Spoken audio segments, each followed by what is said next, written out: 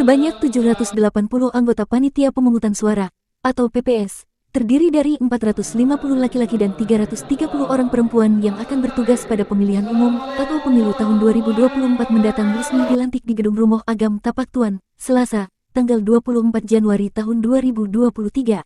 Pelantikan dan pengambilan sumpah janji serta penandatanganan Fakta Integritas anggota PPS Pemilu tahun 2024 ini dipimpin langsung oleh Ketua Komisi Independen Pemilihan atau KIP Kabupaten Aceh Selatan, Saiful Bismi. Ketua KIP Aceh Selatan, Saiful Bismi kepada anggota PPS yang baru dilantik mengatakan, pekerjaan yang menanti anggota PPS adalah melakukan pemutahiran data pemilih. Dikatakannya, akurat atau tidaknya data pemilih sangat tergantung di tangan Bapak Ibu semuanya.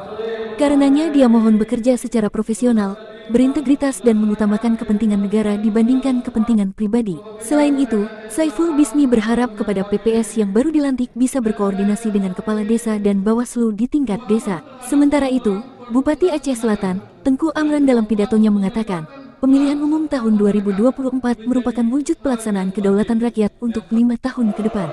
Untuk itu, sambungnya, penyelenggaraan pemilu nantinya harus berjalan secara langsung, umum, bebas, rahasia, jujur dan adil, sesuai dengan peraturan perundang-undangan yang berlaku.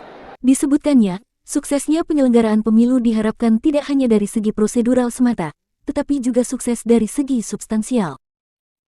Dari Kabupaten Aceh Selatan, Herian Syah Putra melaporkan.